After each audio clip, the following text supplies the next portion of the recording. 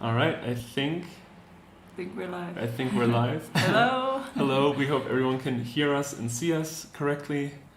This is our first ever live stream, so we're all a bit new to this, but we hope it works. And yeah, we're seeing there's a few questions coming in already in the live chat, which is really cool. So yeah, welcome to our first ever live Q&A. If you have any questions for us, please write them in the live chat and we'll try our best to answer them. But before we start, I think we're gonna go with a quick introduction. So we're Luisa and Toby. We're cycling around the world with our guitar for everyone who doesn't know us yet. And we're from Germany. We're from Germany. And right now we are taking a 3-week break in La Paz in Bolivia. And that's also why we have time for this live Q&A. Yes. And I'm just going to switch screens quickly. And just really quickly, also as part of the introduction, show you where we've cycled so far.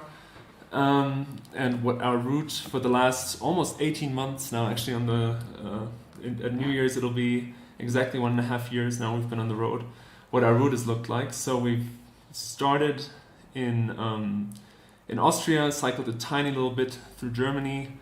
Tiny bit. Even though we're from Germany, we started in Austria because we both lived and worked there before we started this journey.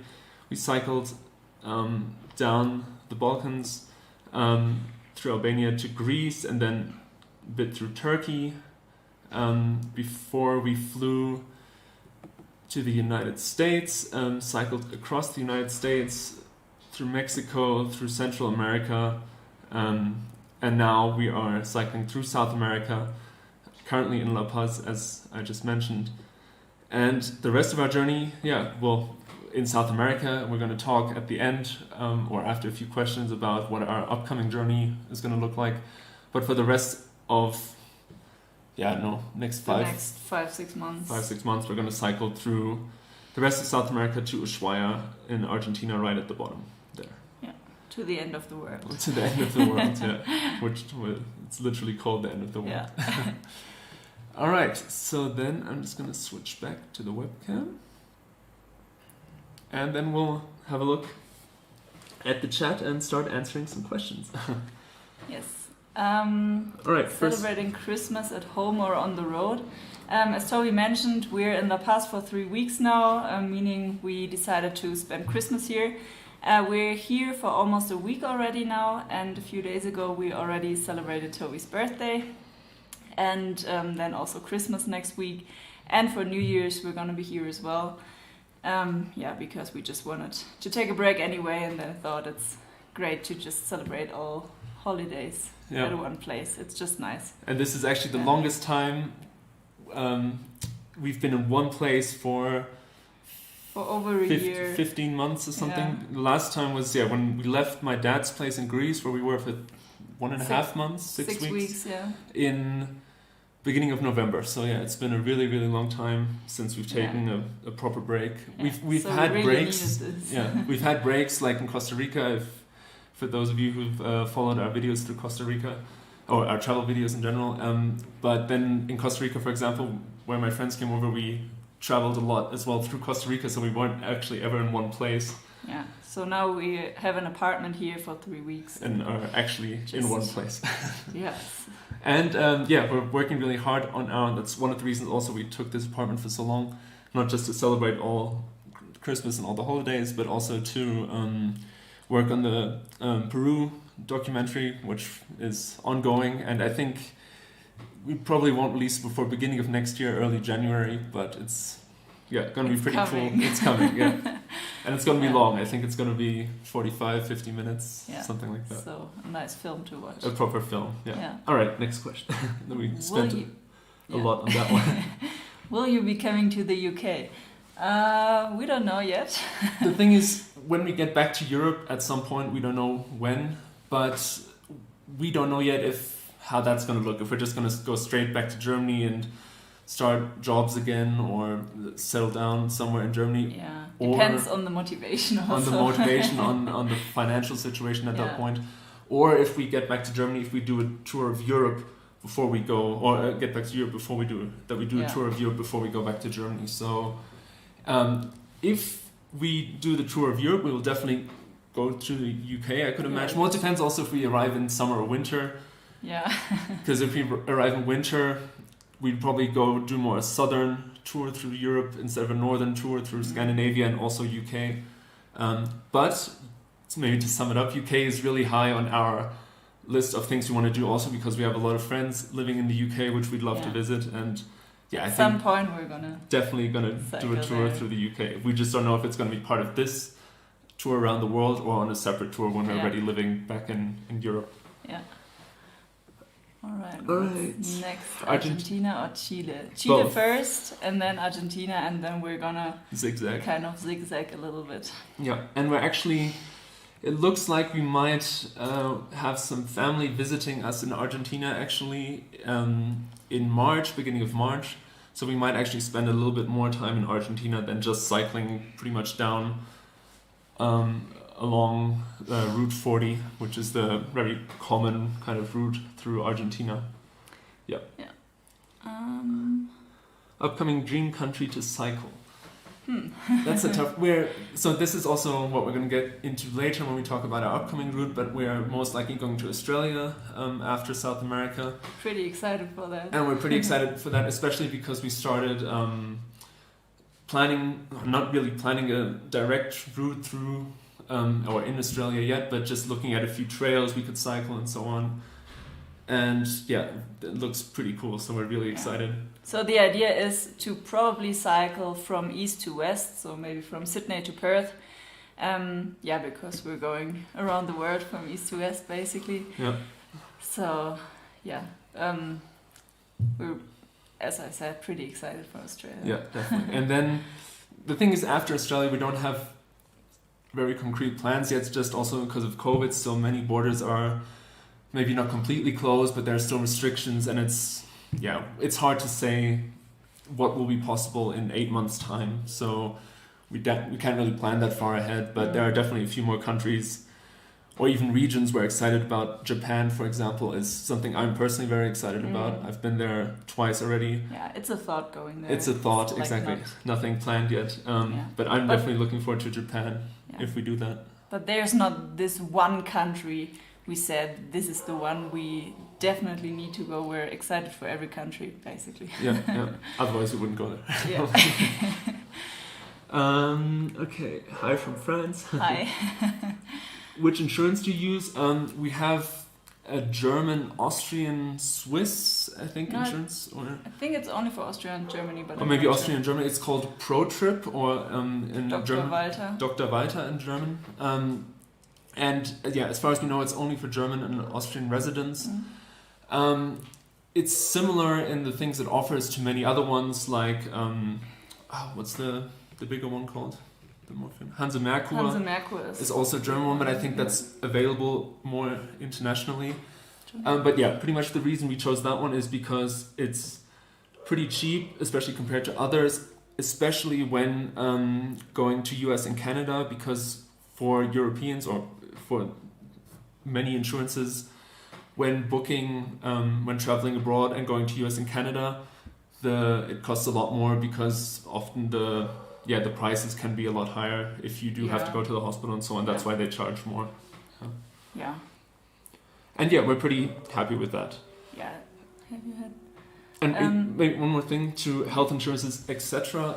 We don't, for example, have insurance for our bikes, like a gear insurance, just because, we looked into it. It's pretty expensive, and I think especially because our bikes aren't super expensive and all our gear, it wouldn't actually make sense. For us. We did have some medical events on our trip. Just recently in Peru, we went sick for a week. And in the end, Toby actually had to go to a small hospital there because he had lost so much fluids. So he just got an IV there. And that was the biggest thing we had. Well, we went not to the hospital, to a doctor in Nicaragua once. Yeah, that's true. For parasites, it always seems to be the some some stomach. digestion related problems we've had now in the past months actually. Yeah. But otherwise, yeah, a few scrapes. You scraped your knee twice or something, but nothing. But nothing. I didn't have to go to the doctor. Yeah, nothing serious. But in when we have gone to the hospital now in a few weeks ago, and in Nicaragua to the doctor, we handed that into our insurance, and that was we got the money back relatively quickly. Yeah, and it was actually very cheap. Like going to the hospital cost maybe €2, and then the medication cost another €2. So we didn't. For that, we could have paid that ourselves, but of course, you should always have insurance on a trip like this because you never know what costs might occur. Come. Yeah, and it can just add up really, really quickly, especially with evacuations or whatever. If that's still covered, of course, in the insurance. But we just have to send a photo via email to the insurance and get the money back. Yeah. All right, what comes next after the end of the world? So like we just mentioned really quickly, Australia, most likely. The way we're going to get there, if we go to Sydney, we will fly up from probably Punta Arenas, also in the south of South America, but on the Chilean side, not on the Argentinian side, so we'll cycle up. Wait, we can just also switch over and then we can show you quickly. There we go. So once we get to Ushuaia, we will most likely, probably via a different route, cycle back to Punta Arenas. There's also a ferry here, which you can take from Porvenir to save us doing this loop. And because Punta Arenas is Chile already, and we would fly up again to Santiago, because there's no other way of getting out of South America except from a few hubs. It's a lot cheaper to fly inland because it would be a domestic flight in Chile then, and then we would most likely fly over to Sydney. We for a long time we've been back and forth about whether or not to also do New Zealand, and it's not 100% decided that we won't do it, but unfortunately it is looking more like it's going to be an either New Zealand or Australia, and because I have a lot of family also in Australia, and it's just we feel like there might be a bit more to explore in Australia. We're most likely going to go to Australia instead if we have to make the choice. Hello from Canada, Quebec. Hello. Hello. Okay, awesome. That's cool.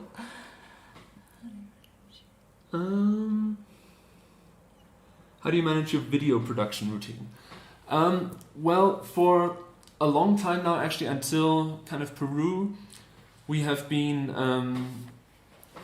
just doing it when we have an accommodation once a week or something, and then editing.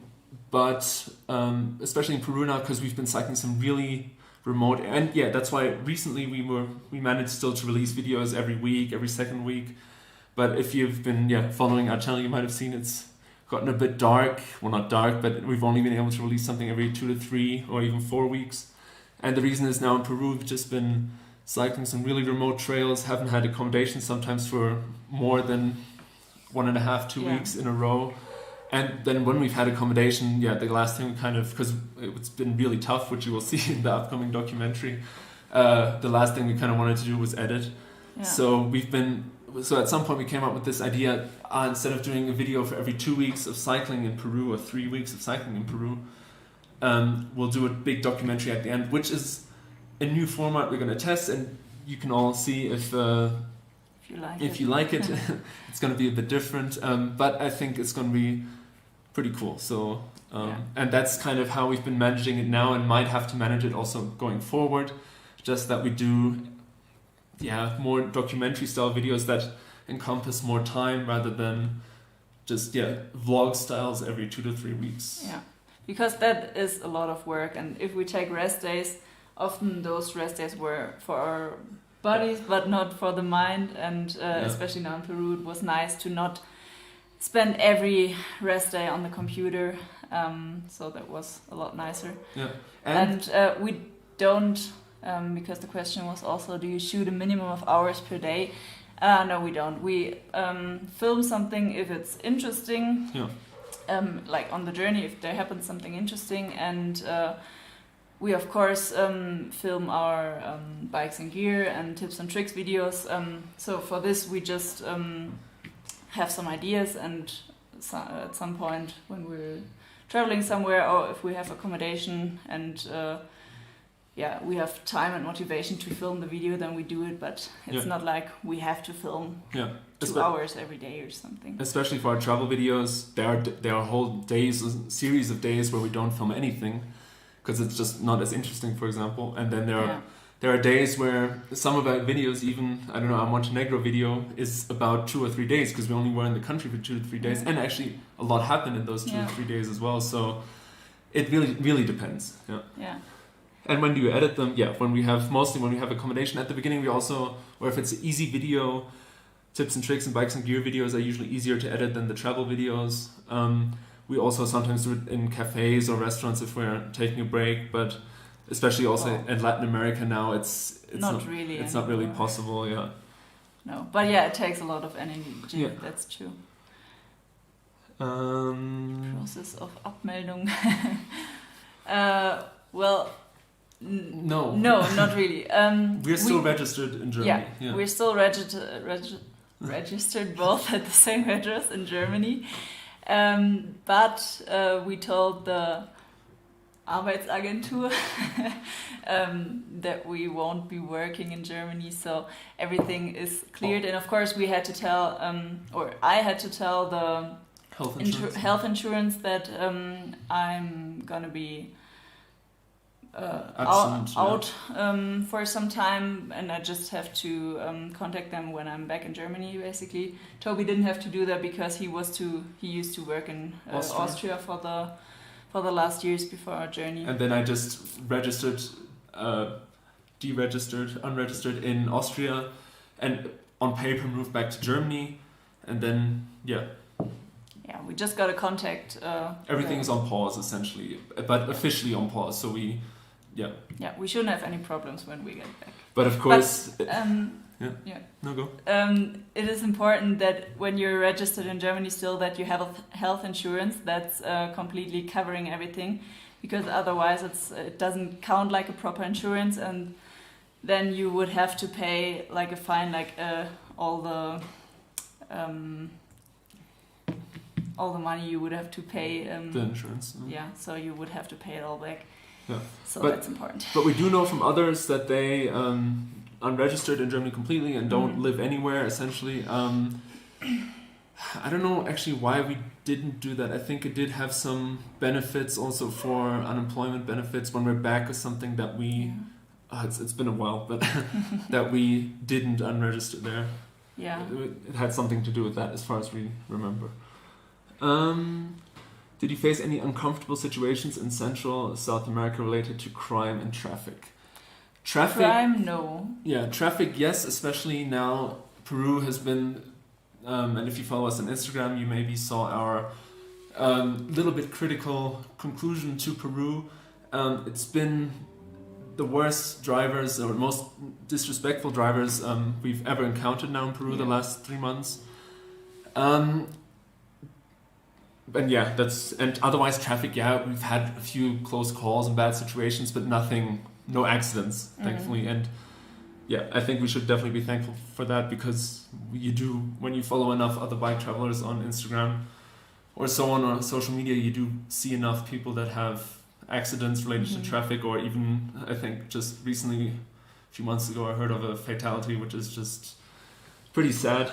And crime, no, we've never been robbed. We've had a few uncomfortable situations.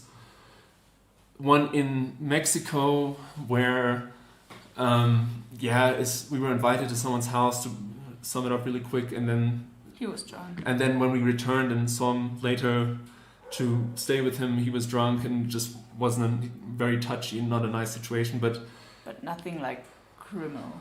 Yeah, so it was and this just is uncomfortable. Just uncomfortable, but otherwise, even in countries like El Salvador, which is commonly seen as one of the most dangerous countries in the world, no problem. We met lots of really nice people. But we avoided San Salvador, the main the capital. Or the biggest cities in general. We Yeah. always try to avoid, not just in Central or South America. And, Yeah. We also tried it in Peru, but in the end we had to go to Lima yeah, for a broken room. for a broken room. Yeah, but no situations where we really said like, oh, this was close or anything like that. How do you fund your travels? We both worked several years before we started this journey and just saved up, tried to not spend a lot, tried to live modestly, and we're actually able to save quite a bit of money. And of course, starting kind of in March, April this year, we've now been earning a little bit through YouTube and through Patreon. So thank you to our patrons as well if you're watching. Which of course is a really, really good boost and will probably, especially if it continues, mean that we can travel longer for sure. But yeah, the bulk of it still comes from our savings, and especially the first year was pretty much only savings. Yeah. So meaning we just have to not spend too much. Yeah. Looking forward to see you too. Awesome. Cash withdrawals, payments in South America. Actually, it's no problem so far. We have we have a German bank account, and from that German bank account we have German credit cards, Mastercards, and I think with them we could withdraw without a big fee at most ATMs. Well, we did that. Well, we did that for a long time, but we also have Revolut cards. For those of you who know Revolut, it's like an online bank kind of payment system. And we each have a Visa card from them. And those we pretty much predominantly use to withdraw money, but also pay. We try to not use the German bank cards or credit cards from the German bank at all. And with them we have really good exchange rates and no fees at most banks here, so it's easy. And it's And I was just gonna say, you can at most normal banks here in Latin America, they will have an ATM and then you can withdraw money. We've never tried to withdraw money from a actual person, going into the bank. It's always at an ATM, but it's worked in 95% of the case that it works without a problem. One more thing. We did once have it regarding ATM withdrawals, that the ATM didn't accept MasterCard, only Visa. That was in Europe. I think maybe in Albania. That was in Albania, It's good to have both. I think it's good to have one of each if you have the possibility to get both. Because you never know. Are you worried about the current political environment in Chile? The thing is, in South America now, I think essentially since we arrived in Colombia, there's been political issues. There's been political issues, First in Ecuador. Luckily before, we've always been kind of lucky up to now, because when we were in Colombia, in Ecuador, where we were going, there were major protests and a massive strike, and the whole country, everything was blocked. The whole country was kind of a landlocked, and it kind of cleared up by the time we got there. Now in Peru, literally the day we left, or 2 days before we left, for people who haven't seen it on the news, but the president tried to dissolve the Congress, and the Congress impeached him, and there's a big protest going on. Huge protest now, and we were lucky again that we got out of the country before we were hit by blockades, because many other bike travelers that we follow and are in contact with that were still in Peru a few days after us, they were had to go through blockades and so on. And I think at the moment it doesn't make too much sense to be worried, first of all because it's still going to take a while until we get there, and we have the feeling things change so quickly here. Also with Peru, we would have never foreseen that within 2 or 3 days the whole country would be on lockdown, that it's I don't know. I don't think at the moment it makes sense to worry because it can change so quickly anyway. And I hope that kind of answers the question.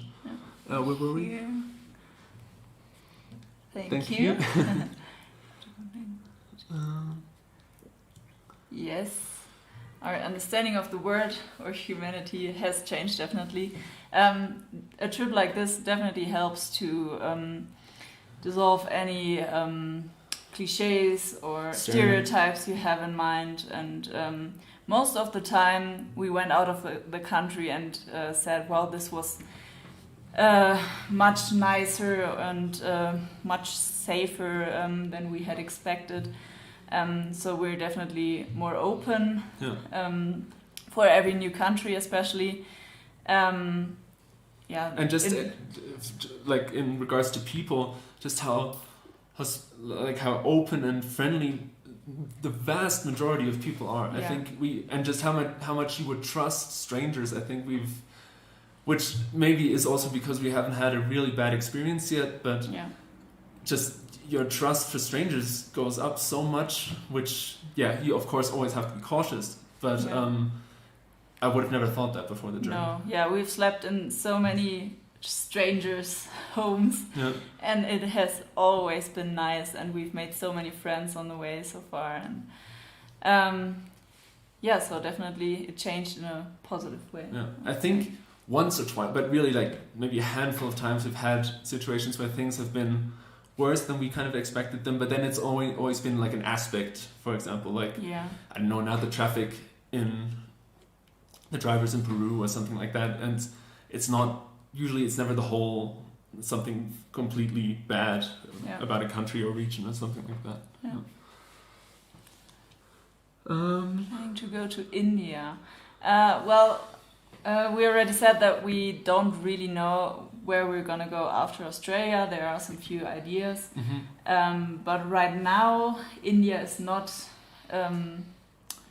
directly on our list. But we also have to see what borders are open and what route we can take back. The main reason India is at the moment not on our kind of distant plan is because the distant plan after Australia is Southeast Asia, but at the moment it's not really possible to go from Southeast Asia, say Malaysia, Thailand, Laos, etc., to India via land. Maybe it will be possible again at some point. Will still take a while. We'll have to see. If it is possible, maybe. I think it would definitely be more likely that we go to India if it's possible to get there easier. I think that's the main reason holding us back at the moment. And I think if we then go to India, we'd love to go to Nepal as well. And then, we'll see. We'll see. Video program. To make the movies, we use DaVinci Resolve. It's a free program. There is a paid version, which unlocks a few more features, but the free version is really, really good. And we've been using it since we got a new laptop over a year ago now, because before the laptop we had, DaVinci is a bit old. DaVinci Resolve is a pretty powerful program, which is good, but it means it also needs quite a good program to run it. We actually bought a gaming computer. Good computer to run it. Sorry. We bought a great gaming computer, MSI gaming computer, which is super heavy, but it has the power we need to edit the videos. And we are actually, so far all our videos have been in full HD, so 1080p, and now starting Bolivia as a test for now, we're going to see if we can do our videos in 4K, which does mean we have to edit with proxies, because even though our laptop is pretty powerful, it's not going to edit raw 4K footage, which means there's more, it'll take up more post-production time. So we'll see if it's worth it. That's why we're kind of doing it for Bolivia, which will be a shorter film. And then if it works relatively well, we're going to try and continue in 4K. We'll see. What work do you do? At the moment, we don't work. Before we left on the journey, we quit our jobs. But I worked as a journalist at a local TV station, and Toby worked as a camera technician. So both media industry. From the media industry. I will donate Bitcoin to you if you show Lightning QR code unless I don't know how to do that. We'll have to look into it later. But thank you very much. Please write the name of the credit card in the text. It's called Revolut. It's actually also a bit safer than our credit cards. I don't want to advertise it or so, but it's like you can just you can charge it with money. Basically, it's like a debit card. It's a prepaid credit card, so it's not actually a proper credit card. It's prepaid, but it's safer, I guess, because you can only put. If you only put 200 euros on it, nobody can take 2,000. Exactly. Yeah. So it's kind of a bit safer. And it comes with the app, which is really handy as well. This is also, all these reasons are the main reason we only use this card now, essentially. It comes with the app where you can just instantly see all your notifications. Unfortunately, with that German credit card from the German bank, it takes like a day for everything, all the transactions to show up, which is just annoying. And you can see the direct exchange rate. So even if you're paying in Peruvian soles, for example, it'll show up the exact amount in euros. If your account is in euros, for example, that has been deducted. And just instantly, if you have internet, you can turn on or off if you allow online payments, if you allow cash withdrawal. So even if somebody steals your card and has your PIN and you turn it off, they couldn't withdraw any money, for example. So it's really safe for travel. We're really happy with it, for sure. Yeah. How do you manage your diet? You find fresh food? Yeah, sometimes it really is hard to find fresh food, especially now in Peru when we cycled remote trails. We also weren't able to get fresh food every day.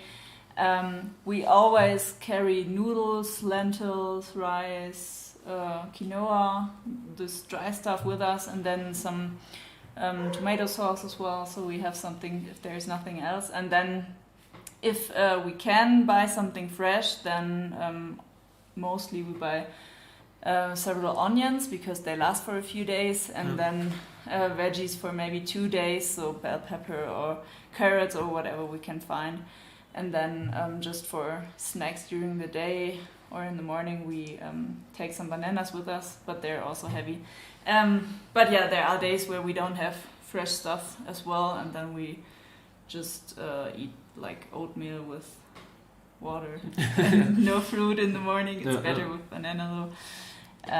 And yeah, like sometimes there is nothing fresh and then we have to deal with that. But so far it's been working. It just doesn't taste that good.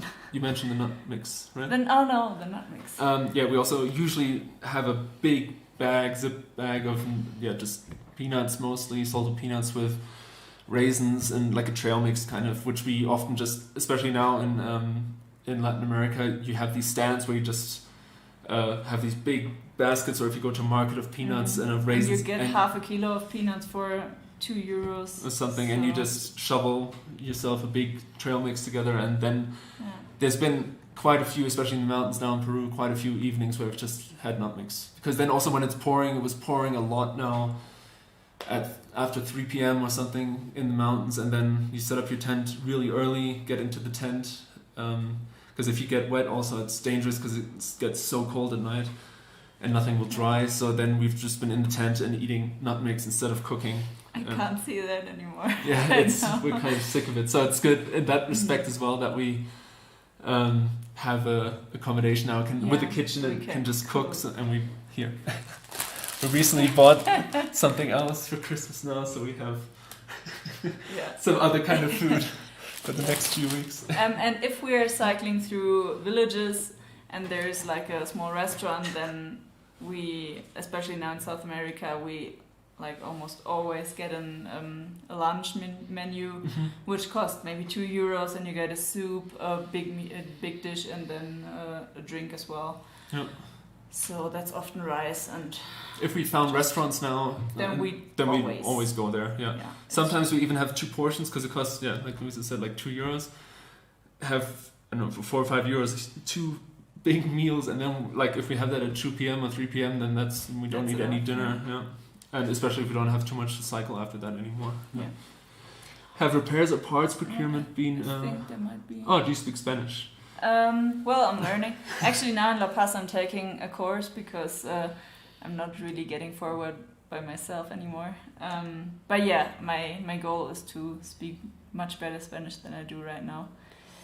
But it's already, Luisa is definitely a lot better than me. I think you understand, unless people speak super fast or in a very strong dialect.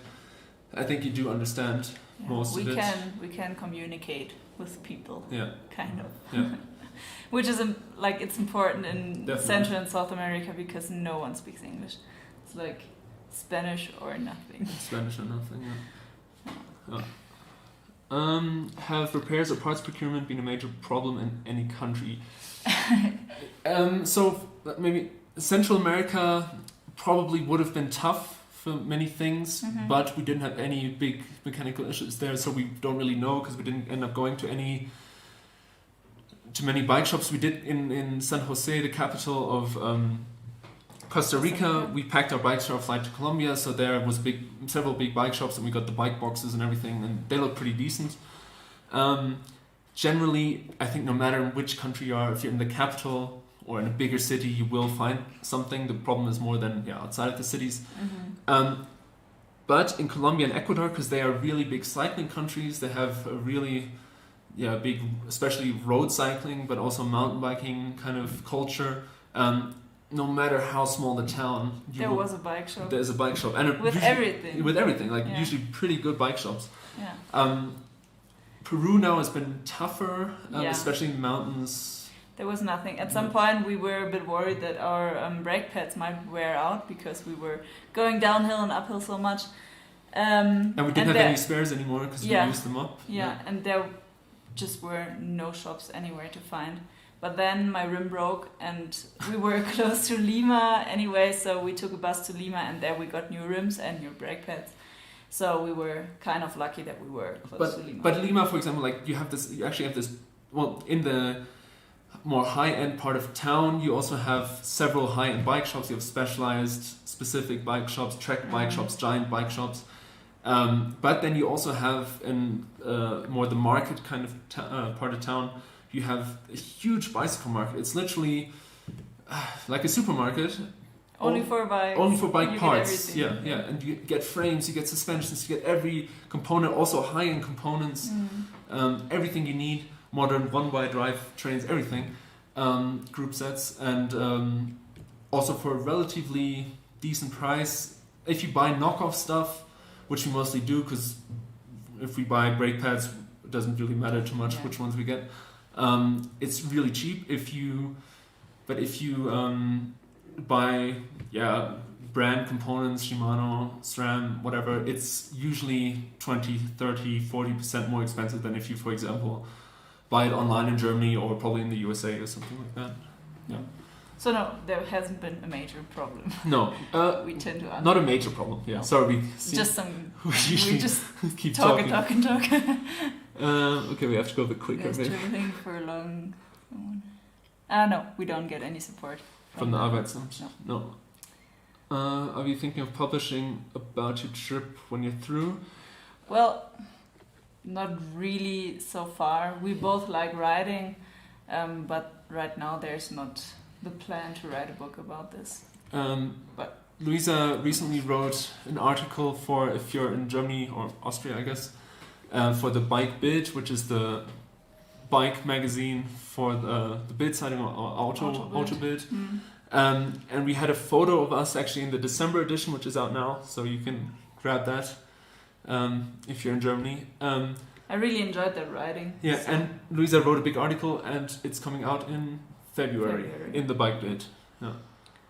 But yeah, so far no book in planning. No, not yet. But you never know. I mean, we never plan to write that article anyway, and we'll see. We never plan to do so much on social media anyway, so it kind of everything kind of changes. Just develops along the way. No. This is most beginner friendly. Okay. Well, thanks. Yeah. After La Paz, we're gonna go south towards the Salar de Uyuni, and in La Paz, actually, we're thinking about doing the death road still, but not with our bikes. No. There's like, if you heard about the Colombian death road, it's very famous the for... Bolivian death road. Yes. We cycled the Colombian death road with our bikes. And the Bolivian death road is much more famous for cyclists especially. And there are several agencies which offer mountain bike tours trips, with mountain bikes, and you can rent them. which means we would have nice bikes with a lot of suspension and don't worry about our bikes when going downhill on a very bad road. So maybe we're gonna do that. But yeah, when we're leaving La Paz, we're gonna go south to the Salar de Uyuni and then afterwards towards Chile, to the Atacama Desert. To San Pedro de Atacama. And then we're probably going to cross over to Argentina towards Salta. Wait, we haven't shown the map in a while, we can do that. Wait, let me just switch this. Alright, so yeah, the plan is La Paz now. Then this death road that Luisa mentioned is somewhere here.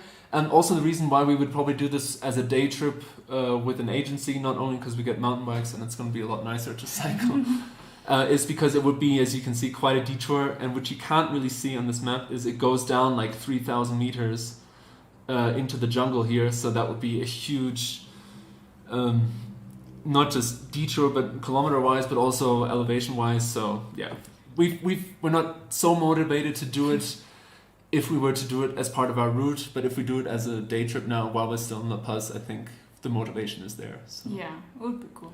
And then, yeah, south to the Salar de Uyuni. We don't know exactly, that's why we haven't planned it or put it on our little preview route here, how and if we're going to cycle through it. We'd love to cycle through it because it's, I guess, the thing to do when you're there, but by the time we leave again in January, it's going to be full-on wet season, and it could well be that the whole lake is underwater. It's 5 centimeters underwater, and then cycling through a completely salty lake is not the best idea. Yeah, so we'll have to see. We'll see it one way or another. The question is only how much of it, and if we cycle the whole thing. Yeah. And this is the route now we've planned here. Kind of goes around. This is Chile now, through Calama and then San Pedro de Atacama. But what we haven't put on here, if the rains are and the weather is still alright and not everything is too wet, we're going to take a route down here, which you can't even see because it's some tiny road there, along these lagoons, which is meant to be really nice, and then go kind of straight to San Pedro de Atacama, and then probably even take this northern route to Chile, because I think this is meant to be nicer to Argentina, sorry. Through the national park. I don't know why this moved down here, but yeah, over here is more likely the plan, and then to Salta, and then Ruta 40 all the way down. For now is the plan to Patagonia. Yeah. And yeah, even though this is kind of here and planned to Patagonia already, this is not the exact route we'll take. It's probably going to continue somewhere here. The only problem is Google doesn't let you there's move the route there. No proper road, so just trails, so that's why we can't really display it on Google Maps for now. Yeah. Alright, let's switch back. Okay. And yeah, we've liked Bolivia so far very much. We haven't seen a lot of it, so... No, only La Paz and a bit, like we crossed the border at the Titicaca Lake and we're in Copacabana, and then we just cycled within 2 or 3 days to La Paz, so we haven't seen a lot, but what we've seen we mostly liked. Yeah. You were homesick. Definitely. Yeah, definitely more bread. More homesick for things than for maybe being home. Depends. Well, yeah, it depends on the mood. Like especially now around the holidays, there's definitely, I think especially for me, some homesickness for friends and family and just spending the holidays with everyone. I'm more of a Christmas person than Tobias, that's why. But yeah, there's definitely homesickness regarding people, and then also like regarding some stuff. On Toby's birthday, we actually went to a German restaurant here, and it was so good because we're really missing some German food. Yeah, and good beer. Well, no, you get some. You get pretty good beer, yeah. Yeah, food. I think, especially in recent times, it's been food because. You always get the same. Yeah, the food in Latin America is very repetitive. You have a lot of rice. Occasionally now you have potatoes as well, but it's a lot of rice and rice. it's rice. Yeah. No, I mean you do get you do have some good meals here, and you do have some cool specialties and stuff, but for sure. it's not what you get most of the time, and I think that's always just a problem. It's always cool to try new stuff for a while, and then at some point you want some stuff that you like have eaten for years, and just to bring back memories as well and give you kind of the feeling of being home. And now around Christmas, we miss the food on Christmas markets. Like there's so much good food. And the second part of the question is does the excitement of the trip, is it enough to keep the thoughts away? I think it's really normal to always be in between. I think no matter how excited we are, which we definitely still are, also going to Australia and then seeing after, it's just you have these thoughts, and I think they never go away completely. It's just a long trip. You're a long way from home. But you learn to deal with it more. Like for example now, just to wrap this question up, we have the kitchen in the apartment, so we can, for example, cook some more nice meals, which is just at some point we knew, okay, we need a change, even if it's only for a few weeks, just to kind of reset that excitement. And kind of, if you're annoyed by a few things, then they kind of mellow out by the time you leave again and settle down. This Q&A is being too useful. Embarrassing, unnecessary thing you carry in your gear. Well, guitar is love. Some people I think that our chairs are very unnecessary. Yeah, which is interesting. For us, they're definitely not unnecessary, because we both don't like to sit on the floor, and also when the ground is wet or cold, frozen or something, then it's just uncomfortable and not nice. So we definitely love our chairs. And they're not too big. I mean, they're way under a kilo. They're around this size. I think there are definitely things we would get rid of before the chair. But the reason we talked about it is because we've heard a few times already now that people... Why do you carry a chair? Why do you carry a chair? Crazy. We recently, like in Ecuador, we bought 2 ponchos actually, and they were quite big. Ponchos out of alpaca wool. Very soft. And very warm. Yes. Which is and good. We thought they would be great for camping, and they are, because they're warm, but on the other side they're quite annoying, because when you're cooking, for example, they're just like hanging in the food. Therefore we just send a package to Germany actually and put them in there. Sent them home, but also with a along few with other... some Christmas presents, not only the ponchos. So that was pretty unnecessary, I would say. The thing is, sometimes it's sad that you can't take any souvenirs. So when we bought these a few months ago, that was like the first time ever really we bought a souvenir, and because they were really cool. And we also, the situation we bought it in because we were staying with friends in Quito in Ecuador, and she also bought one. So it's also kind of like a nice memory. So we didn't want to throw them away, of course, and so now we sent them home. But that was definitely unnecessary. Otherwise... It always depends. Some people find stuff unnecessary that you find necessary.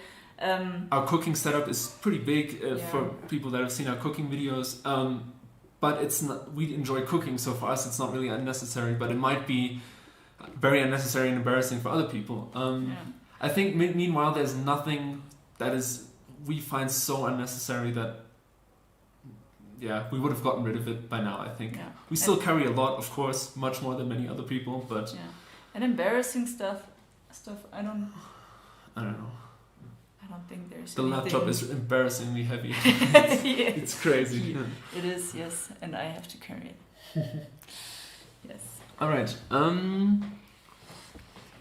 goes somewhere. Okay. No, we pay the health insurance ourselves. We pay the health, The Arbeitsamt only pays if you get Arbeitslosengeld. And you only get that if you're in Germany and still trying to get a job as well. So we paid that completely ourselves before the journey. For 2 years, prepaid it for 2 years. And there's nothing, like we're not connected to the... unemployment benefits. We're not getting any unemployment benefits. So pretty much the health insurance we have is a private insurance that we prepaid for 2 years, which the German government or the German unemployment social services recognize as a full insurance, so that we are not obliged to be part of the German health insurance system for the time. No. But we couldn't use it in Germany. Like you can do a 6-week vacation in Germany, and then it still covers the costs. But if you're planning to go back to Germany and this is the end of your trip, then you have to get proper insurance in Germany again, because then the insurance doesn't cover you anymore. So how many kilometers do you do a day on average, and how many hours of cycling? And by the way, terrible to say, but I'm so envious. Kilometer-wise, it really depends on where we're cycling. In Peru, in the mountains, we did like 20 to 30 kilometers for a while, because the roads were really bad and it was high altitude and just lots of climbing. Therefore, we didn't cover a lot of distance. But then at some point we went to the coast and we cycled 100 kilometers each day. 120 sometimes. So it really depends. I think the hour part is more important, because usually we try to do 4 to 6 hours of cycling. In the mountains, it often were like 3 or 4 maybe, if it started the weather raining, was bad as well. Sometimes it starts hailing at 12 and doesn't stop until 4, and then or 3, and by the time it stops, there's no really point in setting off again. So, but usually we try to do 4 to 6 hours a day. Sometimes on the coast it's been 7 hours, because it's just been easy or relatively easy. So we just said, we can just keep going. For example, if the last hour was mostly downhill, then you just keep going, of course. But it's more the hours than the kilometers. Yeah. Have you encountered with many people that don't speak Spanish? Do you mean don't speak English, or do you understand? Maybe travelers? Do you mean travelers? Most like the people who live here obviously all speak Spanish, and the travelers we've met all spoke at least a little bit of Spanish, some better, some worse. Yeah. Has the journey and being together 24/7 impacted your relationship? Have you also had tough times? Do you sometimes spend time separately? Well, it's definitely hard being together 24/7. You find out a lot more about each other, for sure. Yes. So, well, it's especially for us. It was interesting because, like, a few months before the journey, we lived together for 3 months, and before that, we had a long distance relationship actually for 3 years. After living together at the beginning of our relationship. Yeah, we didn't live. We lived together, but in the same city. In the same city, yeah. But so we were used to maybe seeing each other every weekend, every second weekend, and then even when we were at one place, we didn't see each other during the day due to work. Therefore, it was really different, and sometimes it is really difficult, and you need to get some time for yourself. Like, I, for example, like reading books or learning some Spanish, and Toby plays on his guitar, and you have to try to make some time get some time for yourself. But we are definitely fighting more than we did before this journey, but that's completely normal. And it's never like big fights, it's more it's like over small things, and then you get angry, and then and then it's hard again. But then it's also hard, it's hard to have that distance, because where should you go? Especially when we're cycling and in the tent, there's like no other room like in this apartment where we could go to. Or now, for example, Lisa has Spanish lessons. I'm editing the Peru documentary at the moment, so we then have a few hours apart every day. But so we don't spend a lot of time separately actually, because it's we don't really know when and where. And tough times, I think the toughest times we had actually around a year ago, when we just came to the US, and I think maybe also because it's just a big change, and then first time really being now out of Europe on this trip, and then it was holidays as well, Christmas time, and we didn't spend it like very nice. And so definitely a few weeks around about a year ago that were pretty tough. But I think we also learned a lot from that, and now we like each other still again. like each other. She didn't sounds exciting. You should definitely remember me. Most of these tours are with guides, I think, or all of these and tours. Even with lunch, and you get driven driven there, and full body armor, and it should be interesting. It's gonna be completely different from how we cycle usually. but we're expecting it to be, because we have a video of cycling the Colombian death road for those of you who haven't seen it. You should definitely watch that, because we expect it to be very similar. We've looked at photos, and only this one is a lot more famous in Bolivia and a lot more touristy, but we expect it to be very similar. But it should be cool for sure. And the most important thing is when you get driven there with a bus and go with a guide, you get driven up the 3,000 meters of that's the best part elevation of that, again, which is the best part. Yeah. Bike build. Bike build, yeah. Yeah. That's the one. Well, I'm getting some pop-ups. What gave you to Wanderlust? I don't know. I think from almost the beginning of our relationship, we always said we wanted to travel together for a longer time, not only for vacation. And at some point we said if we don't do it now, we're never gonna do it. Or it might take a long time before we then do it. Yeah, so it was always kind of there and just developed to this idea of cycling. Yeah, it was first just we want to travel, and then we want to travel for long, and then it was we want to travel for long by bicycle. So, yeah. Do you use padded or unpadded cycle clothes? We both have padded underwear, like padded pants. Well, I have padded underwear, and you now have padded cycling shorts. Yeah, so I wear pants over my padded underwear, and Luisa doesn't. Well, if it's a long pant, then yes. If it's long pants, yes. Yeah, but nothing else. Will you sell your bikes one day? These ones, no. No, we won't. I think if for hopefully, knock on wood, don't have a major frame break or some major problem, then we don't see any reason to sell them. And if we make it all the way back to Germany with these bikes, which we really hope we do, then definitely they're going on the wall. Yeah, they're gonna be worshipped. Upgrade them a bit and polish them up, and then put them on the wall probably, and still use them. But probably we wouldn't sell them. We wouldn't sell them if we don't have to.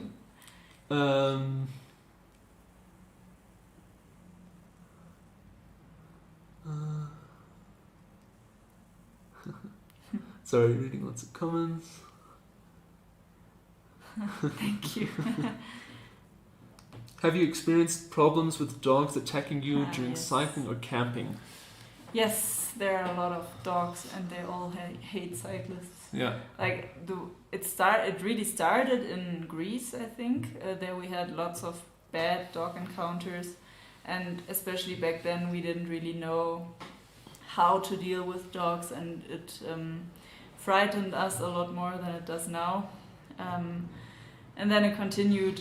I think in the US it wasn't Turkey too bad. Quick word to Turkey, because Turkey has incredible amounts of stray and street dogs, but they are all really friendly because they're really integrated into the culture, and there's a whole system set up that neuters them and gives them vaccinations and so on. So they're all healthy. Or most of them, at least that we encountered in the west in the west of the country. They're really healthy. So you have a lot of big dogs, but they're all really friendly, unlike in Greece, for example. Yeah, what we've learned is that the stray dogs are usually the ones that are way nicer, because I think they're used to everything and they're just very chilled. But also more scared because they probably encountered more, had more bad experiences. Yeah, and the dogs that are belonging to someone and maybe guarding houses, those are the bad dogs that chase you and bark at you very, very aggressively. And we did have some chases and close encounters, but we've never gotten bitten, and also our bags and nothing. And the worst country was Peru, definitely. By far Peru. Especially in the mountains, just because you have a lot of dogs. They protect the sheep, they protect the llamas, the livestock, the alpacas. And the people don't really care if they chase you. They don't call them back. Yeah. Often the people are sitting right next to... It's also, just right next to the dogs, literally 2 meters from us or 3 meters from us, and the dogs are coming, and they just don't care. Unfortunately, in Peru, we sometimes had to start throwing stones, like not we tried not to directly hit the dogs, but in the direction. In the direction, and that really helps because unfortunately they're very used to getting stones thrown at them. Because even the owners throw stones at them. Yeah, that's what we've seen a lot of times. So often if you just pretend like you're grabbing a stone from the ground, then they often back off already. But yeah, Peru has been the worst by far. Just the number of dogs, how aggressive and persistent they were. Sometimes they would chase us for hundreds of meters.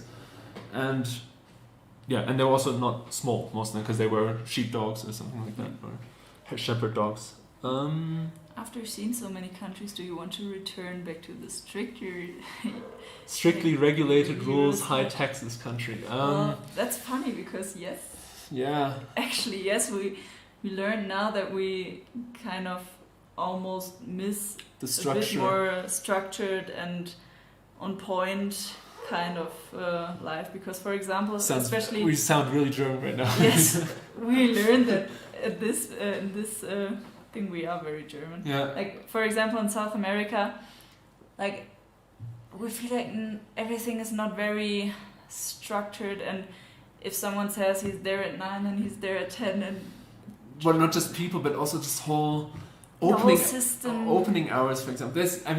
We don't want to go on forever, and of course it's a different culture, and we appreciate it's a different culture. Yeah. But what we also have learned is just that we have our way of thinking, and even no matter how, for us at least, no matter how much time we spent, I don't know, almost soon a year in Latin America, or starting in Mexico, say, and still it's always the same things that bother us, and I don't think that's going to change. So I think long term we wouldn't want to live here. I think it's really awesome for traveling, but I think at some point it doesn't have to be Germany, but I think more to live, I think we could only really see ourselves living in Europe again somewhere. Yeah. But never say never. I mean, you never know. But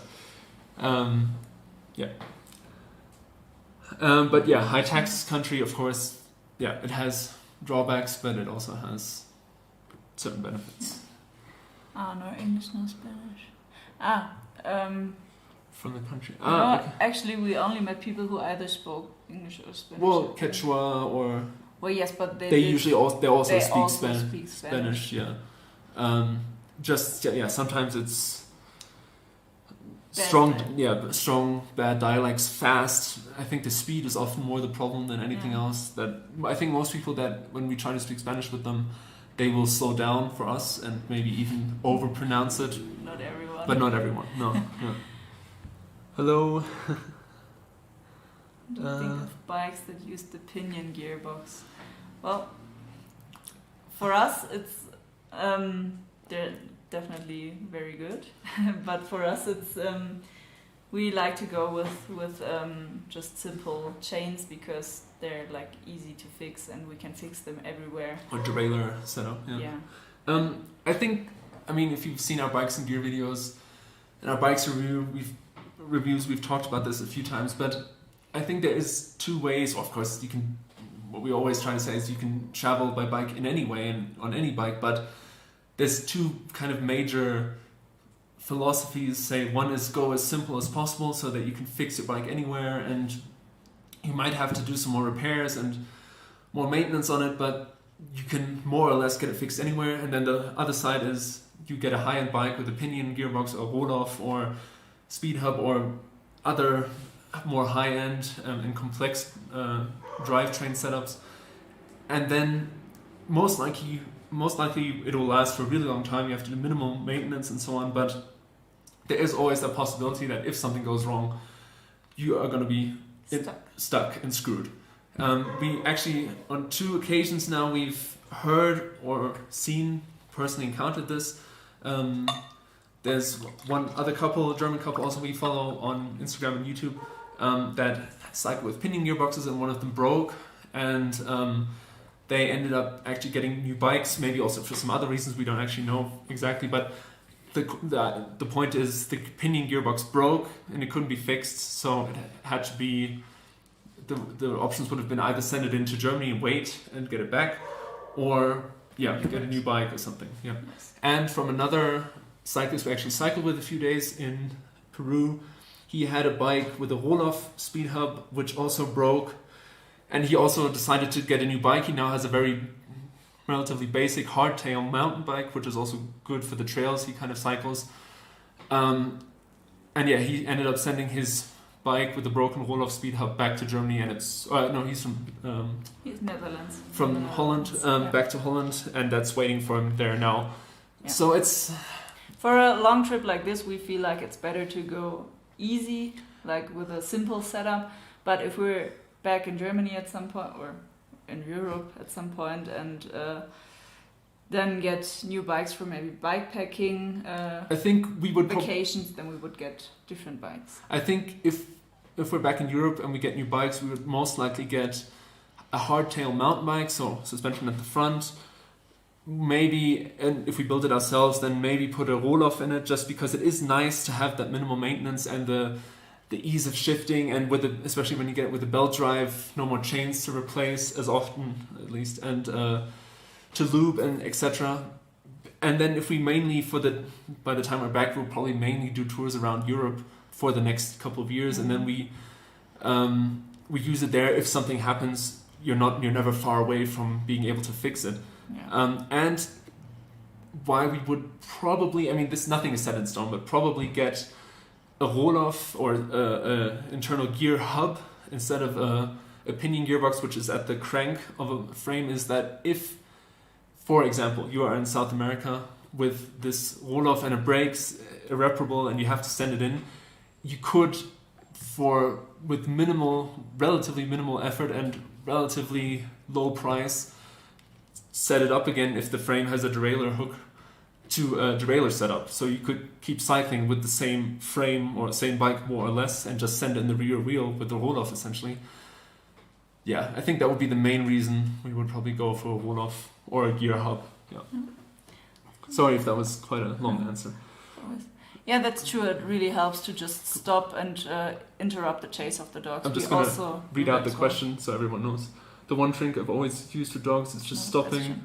Okay, but so people know what we're talking about. Don't try to outrun them. Is definitely true.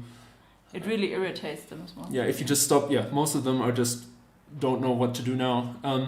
And we scream at them. We scream really at them. Loud. And for maybe also smaller dogs or just dogs that are a bit more hesitant and they're chasing you maybe also out of insecurity, kind of, if you scream at them, sometimes they just really get a shock and back off. So yeah. And we also spray water. And spray water. Help. So yeah, we have some. If you have to pick one piece of equipment as the most useful besides the bikes, tent, sleeping bags, what would it be? And thank you for your videos. Well, you're welcome, and thank you for watching them. The chair, like you mentioned, chairs, yeah. It's really, for us, it's very, like we said, controversial. But for us, it's subjective. Yeah, we really like the chairs. I don't know. Is there anything else? Well, a power bank. But yeah, power bank definitely useful. Especially if you're in more remote areas and can't charge every day. We actually have a video also about our top 5. The thermos, of course. Oh, the thermos, yes. Definitely the thermos. Thermos, that's it. Like Luisa started saying, we have a top 5 bike gadgets video, and on there we also talk about a thermos, and the thermos is definitely, especially now where it's been colder, but also when it's hot, just to keep water cool. But now, especially when it's cold, to keep, if we boil water in the evening, we have hot coffee in the morning. We have hot coffee in the morning, but also we have liquid water in the morning, because it's been, I don't know, we've had some nights of minus 14 degrees now, Celsius, in the mornings, and everything is completely solid frozen. Like, you do not have any water. Even if it's by your tent, we could start putting bottles in our sleeping bags, but we haven't gotten to that point yet, because it's also... If they run out, then it's a mess, and they're also usually in the evening cold already, so then if you put a big cold bottle in your sleeping bag, it's not nice. And with the thermos we have liquid water in the morning, which is pretty nice. And the coffee. Yes, we do still speak German. Yeah, we do speak German. We actually only speak German, talk German to each other. So. Yeah, and friends and family, of course. But yeah. if you leave your bike somewhere, for example, to go hiking, what do you do with the panniers? We, on very rare occasions, have left our bikes in the open. Actually, we never do. Yeah, in Turkey we did it once. We walked to the waterfall. That's true. That was, I think, the only one. Like really only a handful of times we've left our bikes with the gear somewhere where we couldn't see them. Then we take the handlebar bags, which have the phones and the wallets and everything. All the and passports and important documents. Stuff, yeah, important stuff. But usually we really don't do it. I mean, we definitely. At the beginning, the question was that how do you, what have you learned about humanity and so on? I mentioned like you definitely become more trusting to strangers, but we are still cautious people. Like we know maybe sometimes, or 99% of the time, it will probably be fine leaving your bike somewhere for a few minutes or whatever, or even longer. But I think we would just not feel comfortable, and it will always be in the back of our minds. That's why we don't really do it. I think. If you leave your bike somewhere and go on a hike or something, and most of the time you're only thinking about, oh, I hope my bike's gonna be fine, then it's kind of not worth it. So. And in Turkey, when we did that, it was maybe for half an hour, so yeah. we wouldn't do it like for long. And if we want to do a hike or something, like for example, we did that in Guatemala, then our bikes stay at a hostel. Usually we they get even, or a host got the a, host or yeah. something. Yeah. But we even actually paid in Guatemala for the hostel one more night, only for the bikes, because we were like on a day and night trip. Sleeping on top of a volcano for one night. Yeah, so but we don't like to leave them outside. And the good thing about being with two people is that, for example, if one goes into a supermarket, the other one stays outside with the bikes. Yeah.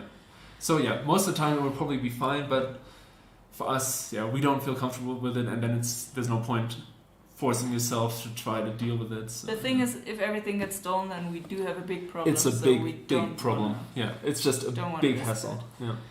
What kind of the road? Moment. What kind of on-the-road moment that probably makes you homesick? Yeah, I think for you, holidays. Mm-hmm.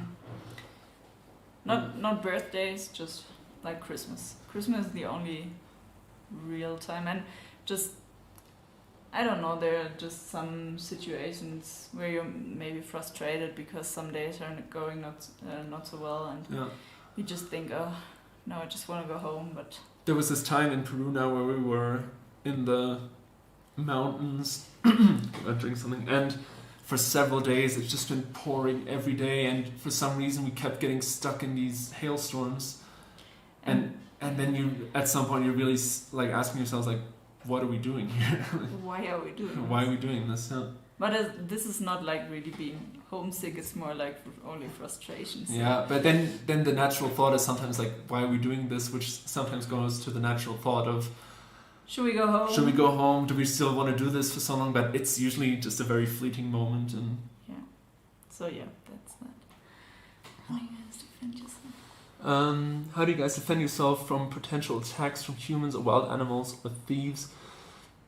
As I know you don't carry any defensive tools. We both have pepper spray. We both have a small can of pepper spray, which we've never had to use. Yeah, from thieves, I mean, we've never been in a situation where we've had to defend ourselves from thieves.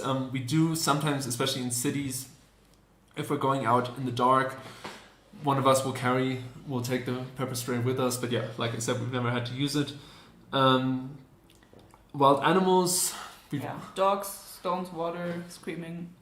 Yeah. But we haven't encountered any other wild animals. Actually, the worst encounter we've had was in Texas with a raccoon who ate some of our food and it ripped our backpack. But that's literally the worst experience we've had. So we've been in parts of the US. We had it was bear country, not like Alaskan bear country, but like black bears, smaller bears, and where we have taken precaution in Greece as well, put our food away and so on. But yeah, never had to actively defend ourselves. So lucky, I guess, as well to a certain extent. But we actually met a French cyclist in the very south of Ecuador on the road who had been attacked in Brazil. Badly attacked. Badly attacked, but also the way he described the situation. For example, it was so quick that you couldn't do anything anyway. Even if you had pepper spray with you, by the time you couldn't get it out in time when they come from the back and in that situation and attack you. So it's always the question of, can you even defend yourself if you're in a situation like that? I think, the best, depending on where you are at the moment and the situation you're in, if you can just avoid being in a situation where you have to defend yourself, it's by far the best thing you can do. What is the one thing you learned from your travels about yourself or about the world? About the world, I think, as we already mentioned, that just how many people are really open and friendly and help you, and how that so many people and countries are much nicer, and for us we felt like safer than we would have expected before. And about ourselves, I don't know. I definitely learned to be more resistant and stronger to aushalten. How do you say that? See, my English is not perfect. I'm missing just being able to go through more, to endure more as well, and that's what I've learned. Develop more, but and maybe trying more things, because you at the beginning you didn't try so many, or needed more convincing to try certain things. And I think just learning about ourselves, maybe that somehow you always kind of manage to deal with every situation. Like sometimes it takes long and sometimes it's annoying and frustrating, but somehow you always kind of get through. And then in the end, it's a good story. Usually, the worst stuff that's the hardest, that's the best stories in the end. So, what are you going to... which one? This one? So far, there's nothing planned for the 10K. What are you going to do to celebrate 10K subscribers? Well, if we still first we have to reach them. First we have to reach. If we still reach it this year, well then I think we'll celebrate on New Year's. New Year's with a big firework. With some champagne. We don't know. Yeah, we don't know. Probably, I don't know. Nothing major. It's definitely awesome. I think it's, and I briefly mentioned a few minutes ago, we never really started out with the idea of trying to do much on social media, and now it's... No, we just thought it would be nice to do it, and especially because we're both from the media industry, we wanted to do some... We wanted to film films. But we never tried so hard to... I don't know. But it's great that it's going in this direction. Definitely. Yeah. And it's also with the upcoming Peru documentary, which I've talked about for so long now already, but it's also nice that because it's a little bit of a different format, that we are putting a lot more effort into this, which is also nice because it's just, you can really see I think when it comes out, you'll see it is more quality in there than on our normal vlogs, which I think are not bad, but they're still you kind of see we do them relatively quickly, usually edit them in one day and so on. So I think it's nice also just to take the time. Tube or tubeless at the moment. Tube. Also, again, for the simplicity that we don't have to change sealant, we don't have to. It's not as messy if something goes wrong, and we would have to carry spare tubes anyway. I think then, like you mentioned, if when we're back in Europe, do change up to more of a bikepacking setup, and then also get newer, more high-end bikes with frames that allow bigger tires, because at the moment our tires aren't that big anyway, then it definitely makes more sense to run tubeless also, because then we can run lower pressures, which also makes more sense when we have fatter tires for even better off-road performance. And so for now I think we're going to stick with tube, and then but then on our next bikes probably we're going to go tubeless. Wish you both a wonderful travel and happy journey. Thank you. Greetings from Poland. Greetings back. Bolivia. How many flat tires have you had? We have a list. We have to check that. Let me check. Quite a few. Well, considering that we're half a year, 1.5 years on the road. 31 at the moment. So I've had 20, Luisa's had 11. But I have to say, for those of you who've watched our Austria video, our first ever travel vlog, I had 5 flat tires in the course of a few days because what we only figured out, and back then we didn't know so much about bikes, of course you learn on the go, the rim tape on my rear tire was already pretty old and kind of folded over and pretty sharp, and it kept cutting the tubes on the inside, so not actually a puncture from something external, but just ripped open on the inside. And yeah, until by the time we figured it out, I think we already had 2 or 3 flats, and then by the time we were able to get new rim tape, there's another few flats. So I think I had 5 flats within like a few days. So you have to keep that it still counts, but you have to keep that in mind with the 20. But yeah, 31 flats in 1.5 years and 21,000 kilometers. And 4 on 4 tires. So I think it's all right. Yeah, definitely.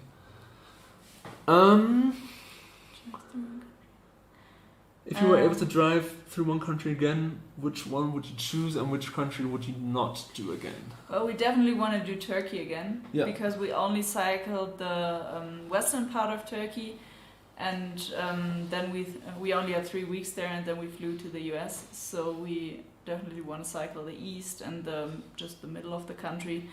Also because we really loved it there. The people were nice, the food was really good, and it was just cheap and nice landscape and the whole package. And the culture was just nice. So Turkey definitely again. Mexico also, but then more the Yucatan Peninsula and the parts we didn't do now.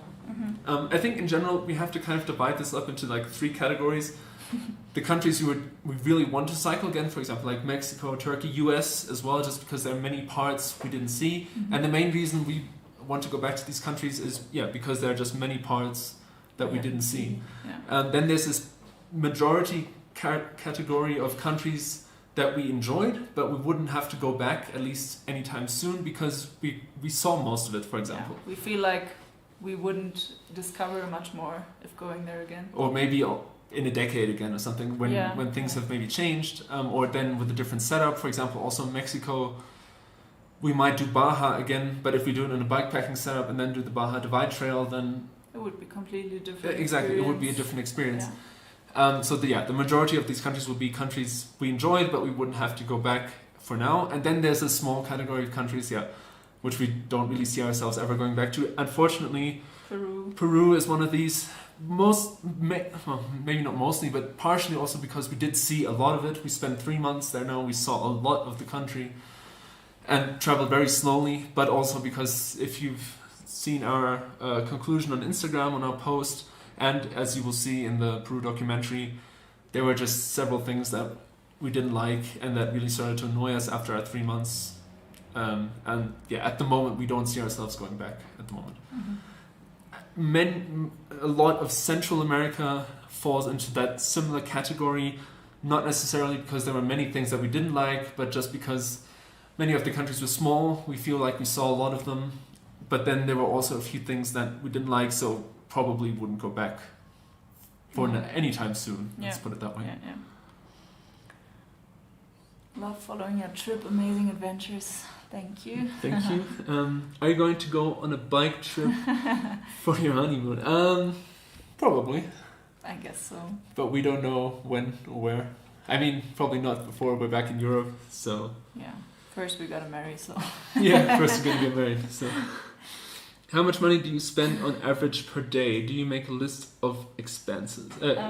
Right now our average is around 17 euros per person per day, but that includes the new laptop, the flights and everything. New camera, all transportation, ferries, buses. Yes, so our goal is to have about 15 euros a day per person. 15, not 50. 15, 1 yes. 5. Yeah. At the end of the trip, so we have to see if we reach that. And we do make a list. We actually use an app called Splitwise. We can we can write also the name in the chat. And there you can just write down everything that you paid and also who paid it, and then you have statistics and everything, so it's quite nice. It does say, like, for example, now I owe Louisa a certain amount of money, but we have one fund, so that isn't really relevant, but just also for us, so we can track if we get credit card statements or something, we can track who spent what and if that matches the credit card statement and so on, and kind of show it like this. So you pretty much have a group, so we can both also access this from our phone and enter things, and then you just have a big list of the things and expenses. Yeah, you can't see anything. Yeah, it's just white. I'll write that in the chat. It's like you can add stuff without internet, and then it just synchronizes when you have internet, and then it appears on both phones. Yeah. I think in the paid version I could also, oh, maybe I can. No, okay. In the paid version, I could also export this as an Excel spreadsheet, for example, and then do bigger calculations and so on, and divide it by category and see how much we spend for food and so on. But we haven't done that yet. This is more just for seeing our total expenses, and also like per month, and then we can divide it, get our average from that, and so on. So. Yeah. And actually, I also kind of write a diary and so a journal, and every day I write down what we spend and how many kilometers we cycled and so on. Yeah. Do you just ignore the law in countries where wild camping is illegal, or do you only camp at official campsites then? I'm thinking particularly of Germany, Austria, Netherlands, and Switzerland. Well, if you want to put it that way, we do ignore the law, because we did wild camping in Austria, and I think in Croatia it's forbidden as well, and we did it. And I think also in the US, we camped a lot in town parks, city parks, if you've seen our US travel videos, and once in Texas the police came by, but they let us sleep there. And most of the time, I mean, we never got caught, so to say, in Austria and Slovenia and Croatia and so on, where it's probably also illegal. But I think even if we would have gotten caught, we're usually sleeping in areas where I think most people wouldn't have a problem with us sleeping there. Yeah, in Austria, for example, sometimes we also asked at farmers' houses if we can just camp on their field, and that wasn't a problem. So sometimes we do ask just to camp on people's grounds, but if we just go in a forest or something, then we just check that nobody can see us. And we try to avoid private property as much as possible. I think sometimes in Greece, I have no idea how the law is in Greece, but probably camping on private property is probably illegal. We did go on a field once or twice. But then in the morning when people came, they were like, "Oh, you camped here? Wasn't it very cold?" And super it wasn't nice, any problems. So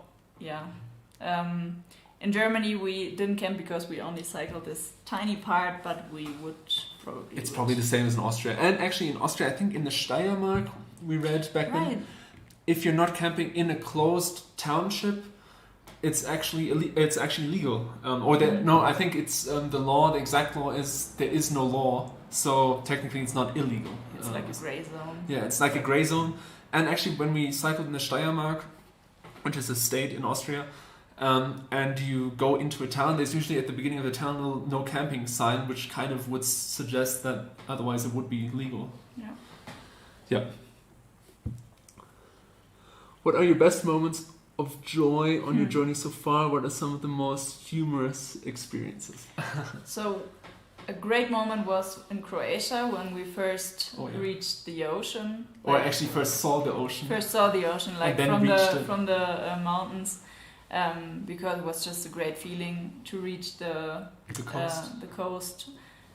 Especially because we've been at this coast several times, but only going there by car or plane, and then reaching it by bike was a great moment.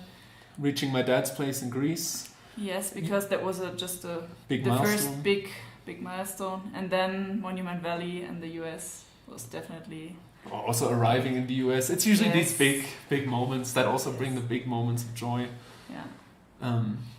The last pass now on the Peru Divide Trail was quite a big moment as well.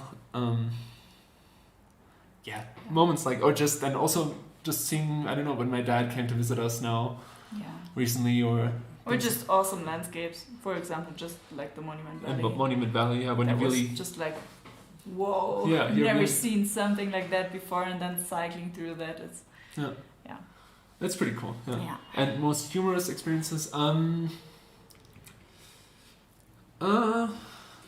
this journey is completely serious. Yeah, it's all serious. There's no fun.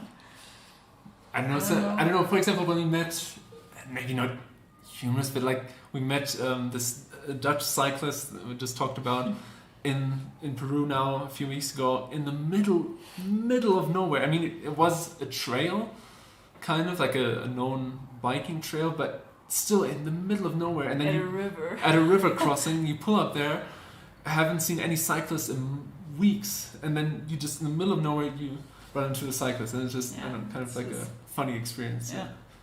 I would say stuff like that. Yeah. Would you like to take a bikepacking trip along the Great Continental Divide in the US? Yeah, we have looked at that, and generally the US I think has so much to offer. So much to cycle. And we are definitely going to come back to the US, and then probably also, with a lighter setup and maybe even a mountain bike setup, and then definitely do some more trail riding through the US. Do you have any other large ambitions for the future, climbing mountains, etc.? Thank you. Climbing mountains is not high on our list. We're not so into hiking. No. Well, maybe hiking more than climbing for sure, but like not hiking for 2 weeks or something. Only. Yeah, I don't know. Short trips. We have done the occasional hike like in Guatemala and I think in Patagonia. If by the time we get there it's still possible, because we're going to get there quite late, so beginning of winter definitely. We'll probably do some hikes. But yeah, we really enjoy cycling, and I think we do definitely live for cycling, at least right now. And I don't know, if we do some bigger climbs or hikes the next years, it's hard to say. Yeah, but the large ambition right now is to cycle back to Germany somehow. So to cycle once around the world, and that's still gonna take a while. So that's that. Ambitious enough, maybe. For now. Yeah.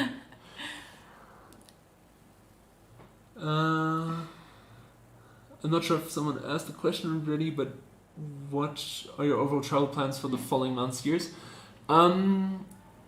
Should we get to talk about it now, or why not? Maybe. Yeah. Okay. So we actually kind of did it a bit already. Yeah, we talked about it a bit already. Let me just switch over to our map. So just what did I do now? Doesn't matter. I don't know. I just want to check that it's still visible. So. Yeah. Wait. Let me just check. Yeah. There we go. It should be fine. Okay. So just for people that came later, so this is kind of. You can also see this on our website if you go to chainsandcords.com under the journey. If it loads. No. There we go. You can see this map that we're also referencing right now, where we have our overall travel plan, and then in pink kind of our planned route. Which is right now only for South America. Only for South America, but we pretty much cycle through Europe, across the US, down through Mexico, Central America, and now in South America. And for South America, just to run through it really quickly again, plan is to cycle through the rest of Bolivia, Salar de Uyuni, but depending on because the rain season is coming, we don't know how well we can actually cycle the actual Salt Lake here, or if we'll have to only kind of go on the outskirts of it, then maybe cycle this trail down here also, if it's still possible with the weather, past these lagoons, through the Atacama Desert in Chile, cross over to Argentina, then cycle the Ruta 40 down through Argentina and Patagonia, and then most likely fly from Punta Arenas with a stopover in Santiago de Chile to Sydney. Most likely, like we said, this is not officially planned yet, and by the time when it's planned, we'll put it also on our map here. And then with a few trails, probably cycle across Australia from Sydney to Perth. Going on a few biking trails along the way, and then like we mentioned, everything after Australia is still very very uncertain, but maybe head up to Indonesia, cycle through Indonesia, which will involve taking a lot of ferries, going to Singapore, Malaysia, Thailand, possibly doing a loop through Southeast Asia, meaning Laos, Vietnam, Cambodia, and then it becomes hard to say. We have thought about doing Japan, which I think would be very interesting and very cool to cycle. The only thing is, it's a flight there and it's a flight back for maybe 1 or 2 months of being there. So it's always, flying to islands is always, it's a lot of flying for, depending on the size of the island, not so much cycling. Maybe we can take ferries, cruises there, but that's also hard to say. But we probably would have to take a flight from Southeast Asia to somewhere, because right now we don't think it would be possible to continue cycling from there. As it is right now, China is maybe doable in the sense of being able to cross into China from Southeast Asia, but then the question is, depending on also the COVID policies by the time we get there, I mean, we're talking about in a year's time, what we kind of want to avoid is getting stuck somewhere in China because there's a city lockdown or something. So we really have to see. But China in itself would interest us for sure. We've both been to China already before, and so we definitely know what to expect as well. And I think we definitely, if we do go to China, would be interested in seeing also more of the west of the country, northwest maybe of the country, Mongolia as well, if possible. India, somebody asked before about India. Like we said, the problem is getting from Southeast Asia to India at the moment is also not very easy, because going through Burma or Myanmar at the moment is, as far as I know, not really possible. The question is always, do you want to fly there for a few months and then fly somewhere else again? We'll have to see. Nepal would definitely interest us as well. So basically, we don't really know. What we do after Southeast Asia is a very big question mark. The big goal then of how do we get back to Europe, one option we've talked about is from Kazakhstan, cycling the Pamir highway back through Iran also, or taking a ferry to Azerbaijan. Yeah, Iran also depends on the situation. How it's going to be then. And then, like we mentioned, we would love to go back to Turkey, so cycling then from eastern Turkey through. Or one big other idea we've had is fly to South Africa and cycle up Africa as far as possible. But that would back to mean Europe. Another flight probably as well. And a lot more time, because cycling, I mean, either way, cycling from Kazakhstan over by the Pamir back or South Africa back, it's a lot of time still. So there are a lot of question marks, and that was a long answer, so I think... So I think, to sum it up, after South America, Australia is very likely, Southeast Asia, relatively likely, and after that, we don't know. Yeah. That was the short version of 10 minutes explaining. Okay. And let's go back. Let's see if we have a lot more questions. Hello from Japan. I'm not sure if someone asked the question already, but... That's how I got about. We just answered that. Seems like illegal. Rolling assistance. Hello. Hello. Yeah, exactly. Yeah, If you don't leave a mess, if you don't leave trash, I think in the very only in rare cases will people have a problem with you camping somewhere, sleeping somewhere. Yeah.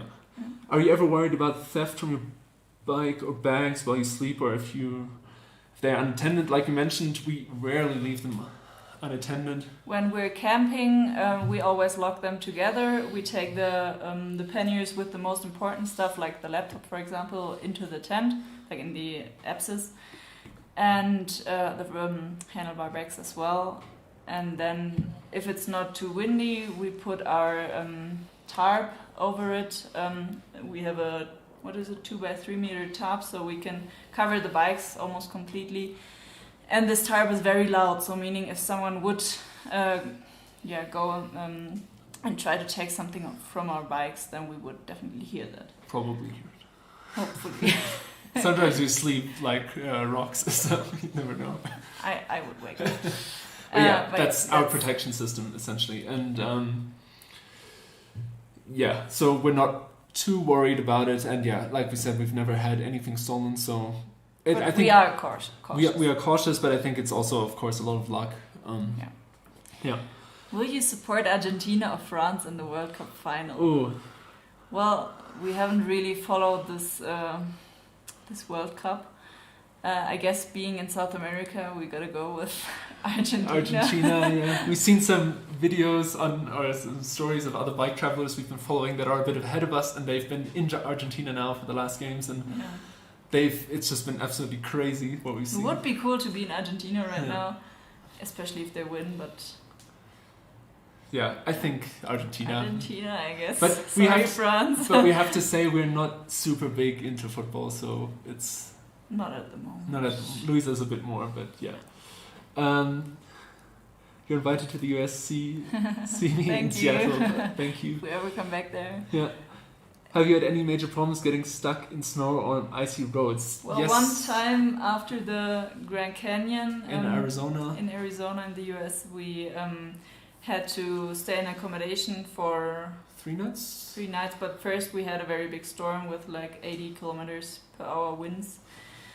And then there came snow, a lot of snow, and we got stuck. 40 centimeters. It was quite and the a lot. road wasn't cleared, so we had to cycle. Had to wait a day, I think, or two for it to get cleared. Then we could cycle on. There was still snow on the side of the roads, but we could cycle. Yeah, and in some roads there was compact snow, but it was alright to cycle. Yeah. But that was the worst, I think, right?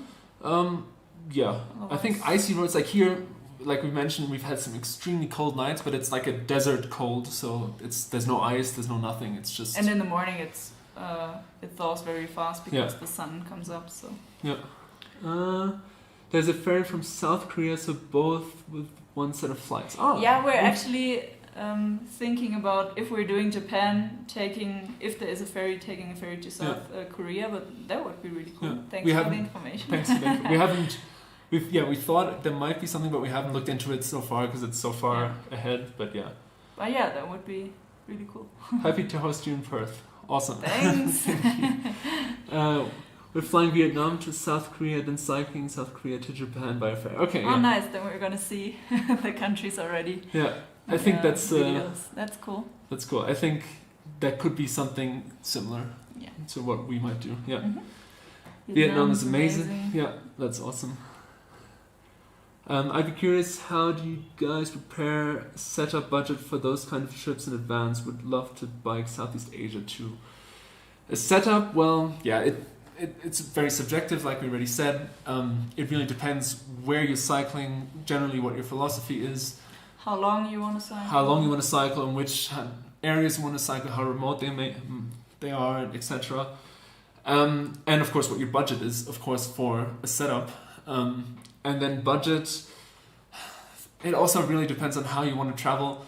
I think also for us, for future trips, especially if we're living again in Europe and then just doing shorter trips of 1 month or a couple of weeks to a couple of months, we would definitely over budget it, save more, but then allow ourselves to have more comforts, more accommodations and so on. And I don't know, maybe only camp when it's nice and not when we need to camp to keep the costs down, but rather we camp because we want to. Mm-hmm. Yeah.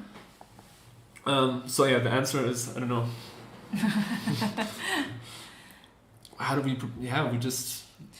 we try to get the setup that is most fitted to the type of journey we're doing and our budget, and then just, of course, save as much as you can, and then spend as little as you can, but especially the longer we've traveled now, the more luxuries we kind of allow ourselves. For example, now this accommodation for 3 weeks, just because I think the longer you travel, the more you also need some of these luxuries to make it possible to travel for so long. I think if we were to rough it as much as we did the first months, or every once in a while again.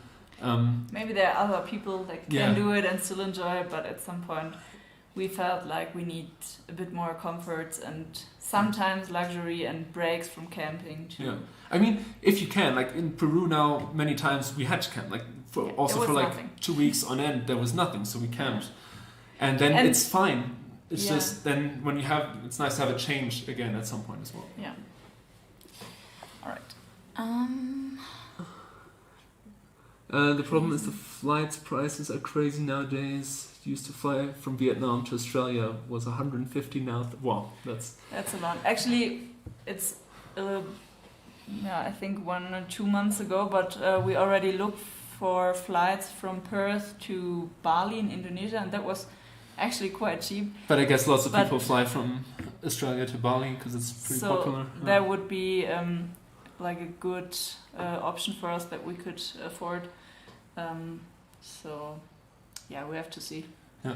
The flight to Australia would be the more expensive one. From Santiago de Chile to Australia could be pretty expensive, yeah. When wild camping, how do you manage water? Do you carry lots of water in the afternoon to make sure, or find a campsite and look for water? It depends, I think is the answer. Generally, so with our normal setup, just meaning the bottles we can permanently carry on our bikes, we have around 7 to 7.5 liters of capacity, like both of us together. And generally we try to fill up water as late as possible in the day before we find a camp spot. So we have enough for cooking, and then also for the beginning of the next day, if we cycle a bit before we reach a water source. But of course, if we are able to camp next to a river or something, then we have a water filter. Then we have a water filter, or just micro pour chlorine tablets which we can put in if the water is pretty clear and doesn't need to be filtered. But that's pretty much how we try to do it. And then we often just fill up tap water in villages if that's possible, and we just ask the people living there, can we drink this water? And especially in Peru now, and I think Colombia and Ecuador as well, they always said yes, it's drinkable, and then we drank that.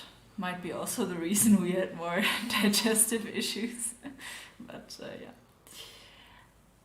Rolling distance, we're the same way. We camp most nights in Europe, but now that we're in Southeast Asia, we spend 2 months in hotels every night, and it's been amazing. Yeah, I think especially when it's cheaper. Like I guess in Southeast Asia, it might be similar to South America. It's just much more affordable than in Europe and the US.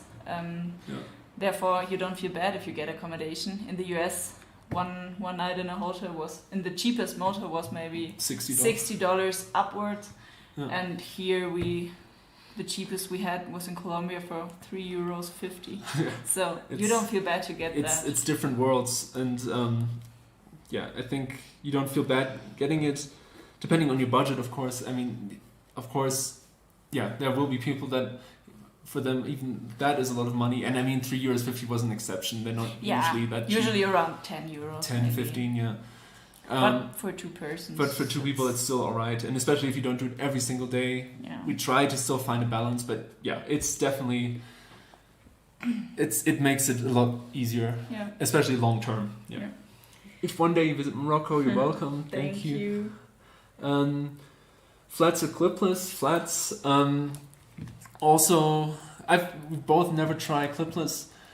I think maybe also when we ride, try a new setup. I think we maybe try it. I think for now we like flats. Flat pedals is for, if you don't know what we're talking about. Just because when the bikes are so heavy, sometimes it's just nice to be able to jump off quickly, and we're not cycling huge distances in one go, but often stopping here, stopping there, taking a photo, and then it's just nice. And it's nice if your shoes break to just be able to buy any shoes. That's and true, not have to search for a special type of shoes. And if it's not too cold, we really like cycling with sandals and socks. Looks terrible, but we like that, and that's easier with the flats. You do get sandals, cycling sandals with clipless now, we know, but then if you can't only have sandals, you will also still need closed shoes for colder or rougher environments. So then you would already need 2 pairs of cycling shoes. And as Louisa mentioned, when they wear out, and we have gone through more than one pair of shoes now. You would then need to buy new cycling shoes, and Also the easier way to go now. But I think we're so open to trying Yeah. things, and I think especially when we're back to Europe, then with different setups or trying different setups anyway, we would also consider just trying different things to see how they work. Yeah. Good luck and stay safe. Thank you. Enjoy the game. Oh yeah, the games. I guess we're not going to go for so much longer then as well. We'll see. Probably everyone will leave then. For the What is the weight of your bikes loaded? 55 to 60 kilos each bike. Yeah, maybe meanwhile we 50 to 55 we have gotten rid of. We weighed them last time in Turkey on a scale for trucks. Yeah. And it was like plus minus 5 kilos, so Yeah. we don't know for sure. Didn't have good accuracy, but yeah, it depends how much water, and so it's like I would say around 50 definitely. 50, 55 with some water and some food. Yeah. Sometimes, of course, from more remote areas, we've loaded a lot more water. If you carry 4 liters extra, obviously your bike's gonna get heavy pretty quick. So yeah. Hi, I enjoy your videos. Thank you. What are some of the more interesting things you've found along the roadside as you've traveled? That's an interesting question because we cycled with a guy in the US for 3 weeks, and he kept finding stuff. I don't know, or had found stuff like a Leatherman. He found like really good. like a multi-tool and all sorts of stuff. But we haven't found that much. We see a lot of trash. No, more recently, yeah. No, but I don't know, in Baja we found like, I don't know, there was this, somebody dumped some fish somewhere in the desert, like off the side of the road when we were camping or wanting to camp. But these were like, I don't know, 2 meter or 1.5 meter fish. These were freaking massive. Yeah. I don't know what species. Well, especially in Baja, we've seen a lot of bones of other animals. Oh yeah, as lots well. of cow skulls and a dead horse. Or we saw like a horse that was half eaten, still half there. Maybe not what the question was intended. Dead animals. Mostly dead. But we don't take them. Yeah. But otherwise, we don't find interesting stuff. yeah, not so much. Nothing we take along. Yeah, or not. Yeah, I don't think so. Asia very cheap, so you can save money when you get here. Yeah. That's also, especially after Australia again, which is I guess going to be a bit more expensive than. That would be nice. Would be nice to then have some, because kind of how it was so far in the US now. I mean, well, not just in the US, but traveling sometimes in more expensive regions, sometimes in cheaper regions, you do tend to be able to afford yourself more luxuries, like we mentioned, in cheaper regions. So, yeah, I think in Australia we're gonna have to watch our expenses a lot more again. So it's gonna be nice to be able to spend some more freely again in Southeast Asia then. Difficult. It is difficult. Wait, read the question. How difficult is it to travel as vegan vegetarian in South America? How easy is it to find tofu or other sources of protein over there? Depends on if you're only cooking or if you want to go and try local food. If you want to do that, try traditional dishes, then you basically can't really go, especially not vegan but also not vegetarian. For example, the menu we've talked about, which we often get for lunch, it's mostly for starter soup, and that's often a chicken soup, and then for the meal you have rice, but then also with either chicken or meat, or you always only have the option to choose either fish or meat, and then accompanied by lentils or rice, potatoes, stuff like that. So we have been vegetarian before this journey and also when we started this journey.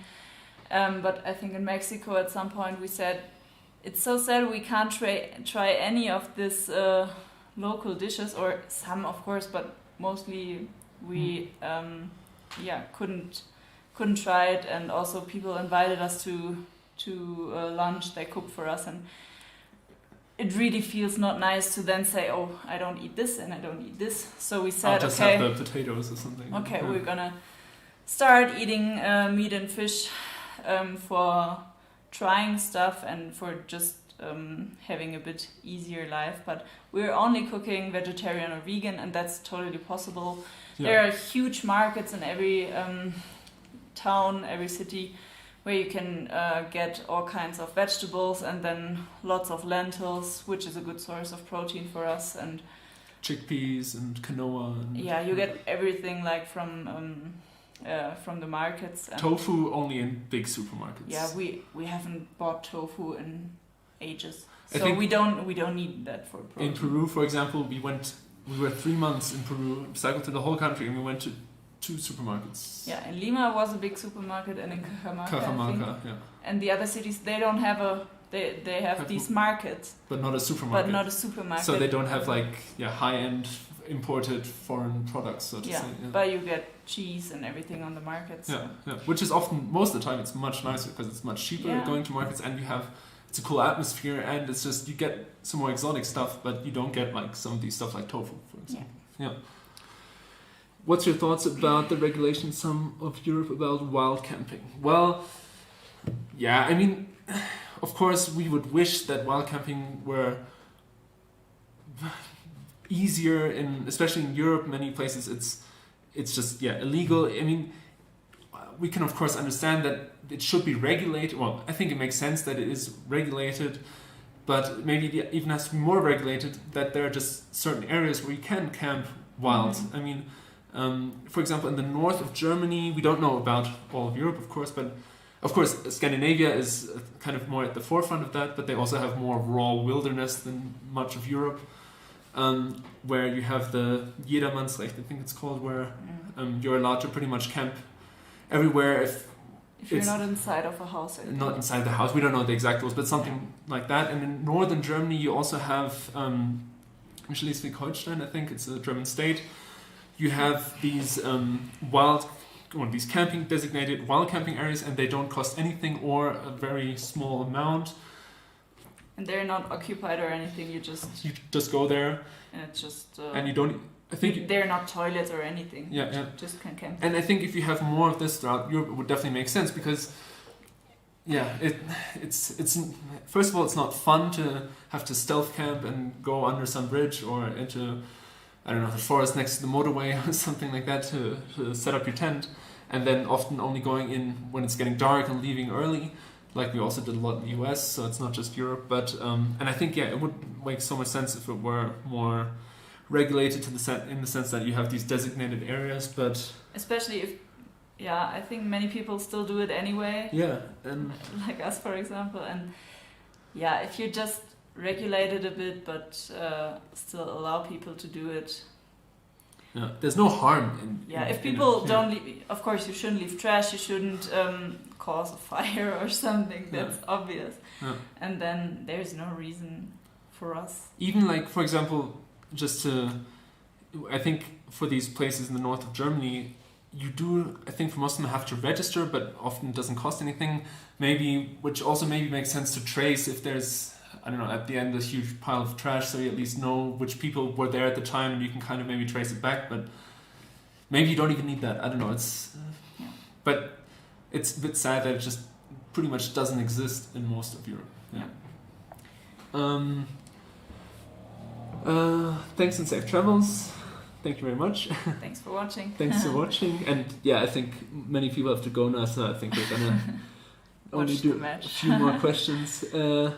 Any story when wild camping that you didn't find a place and had to stay somewhere not exactly suitable? A few times. Happens, like along the way, definitely happens. For example, when what we mentioned in the US, there wasn't a lot, especially in the East. There's almost only private property, so it was very hard to find spots to camp. And then we ended up camping in town parks quite a few times. Yeah. And one time someone did call the police, but we didn't have big trouble. Often sometimes you just have to say, okay, we're just gonna stay here, we won't find anything better. I think we both have different kind of things that bother us about not so great wild camping spots. For me, it's definitely trash. I hate. For me as well. But I think I'm even more picky in that regard. It's like I just really don't like sleeping next to trash and in the Balkans, and sometimes in Central and parts of South America, it's really sometimes hard to find a wild camping spot doesn't have trash next to it. And I don't know. I just don't really like it. And we try to not to be seen. And we try, of course. Yeah, that's I think rule number one. We try our hardest not to be seen, of course. Not because it's maybe only illegal. Well, we don't know. We have no idea here. Only for sure, but only. Yeah, if no one can see you, then no one will rob you. That's our kind of thinking. Yeah. So. Of course, now in the mountains, when it's so remote and you have a car going past maybe once every 2 hours, we sometimes, and not just because we didn't want to find it and we couldn't be bothered to look for another spot, but sometimes because there was no other spot, we camped right next to the road. If there's just a flat desert, then you will be seen if someone goes past. Or sometimes the road, you have a mountain going up on this side and cliff going down on this side, and then you're camping right next to the road or on the road essentially. So so it's not always perfect, but nothing too bad. How much hard drive space you used so far for backing up your videos? We gave recently, when our friends visited us in Costa Rica, we gave them a full 2 terabyte hard drive. Now we still have one 3 terabyte hard drive, which is almost full, which we will probably give my parents, Luisa's parents, when they visit us, maybe in a few months. And then we have a relatively empty 2 terabyte now, which we bought when we gave the one to our friends. So, and we will also replace the 3 terabyte, obviously. Yeah. As well. So we always have a double backup on each. So we edit locally from our laptop and then back up everything onto 2 hard drives. And each of us carries one, hard drive. In case the one hard drive breaks on this one bike, we still have the other one. Yep. Okay. Do you ever use a water filter to be able to use stream water? Yes. Yeah, we do. We actually carry a relatively big one. What's it called? You can see it on our list on our website. It's like with the pump, so it's much easier than the ones where you have to roll the out of like a water sack. Kind of squeeze it. Yeah. Like a life straw. It's not like a life straw. It's a proper pump filter, which is good. It is a bit bulkier and a bit heavier, but when we have to fill up 7 liters of water, which is like usually we only use it when we really have to fill up all the bottles, and then we don't want to spend an hour filling up 7 liters of water, and we want to do it relatively quickly. So. But if in the mountains sometimes now, if there was a stream, those streams were really clear and they didn't come from any towns but from a glacier, and then we sometimes filled it up without even filtering it, and also didn't use chlorine tablets because it was just perfectly clear mountain water. I use SPD pedals and shoes all the time. One feels more secure. Yeah, I think we will definitely be open to trying clipless, and I think for now we're going to stick with it, also for the reasons we mentioned with the shoes and so on. But that it feels more secure, I can definitely understand. Yeah. Thanks for the vegan-vegetarian answer, no problem. Next one. Have you had any bad experience with people inviting you to stay at their home overnight? Any unsafe situations? Actually, only one where we ended up leaving in the end. Toby mentioned it already. That was in Mexico, and we were looking for a place to sleep, and one guy told us he was renovating his house and we could sleep there. We could meet him at 8 in the evening, and we agreed to that because he seemed nice. Yeah. And then we met him, and he was already quite drunk, and then made some inappropriate jokes and was a bit touchy, and it was a bit uncomfortable situation. We still went with him because we thought it would be alright, but in the end we didn't feel comfortable at all with him and left again. It wasn't like unsafe, but on the one hand you never know how people behave when they're drunk, and then also when we're sleeping somewhere we gotta trust the people, and we didn't feel comfortable and safe, so we left. But that was the only bad situation. And I think we really learned from that we have to trust our gut earlier, because we definitely had that feeling of when we met him again later in the evening, something isn't right, this isn't so nice, but we said we don't want to be rude or whatever, and then we went with him. But in the end, you can't be rude, because if you don't feel comfortable, if we don't feel comfortable, that's the most important thing, that we feel comfortable. We're somewhere in a foreign country, all alone. Yeah. We need to be comfortable, even no matter if we might be a bit rude and say, no, sorry, this isn't working for us. So yeah, we definitely learned a lot from that experience. Yeah. Well, I can't believe I caught you live. Awesome. And yeah, thank you very much. And I think we're going to end it here as well. Yeah, the viewer I numbers think the going down. The World Cup has started. Well, yeah, thank you very much for watching. Yeah. If you, we don't know when we're going to be able again to do something like live this, stream. but we'll see. Maybe at some point again. Yeah, it was definitely fun. I think interesting experience. Thanks for all the questions. Thanks for all the questions. Thanks for watching. And yeah, take care. Yeah, have happy holidays. Oh yeah, happy holidays and so on. And get good into the new year. Yeah, and we will. I know we've been talking about it for ages, but we will release the Peru documentary at some point, probably beginning of January. So definitely look forward to that. Yeah. Yeah. And enjoy the sauna in Finland. Sounds awesome. All right. Bye-bye. Bye. I think we have to wait for this to end, and then because it's still. Ah, yeah, right.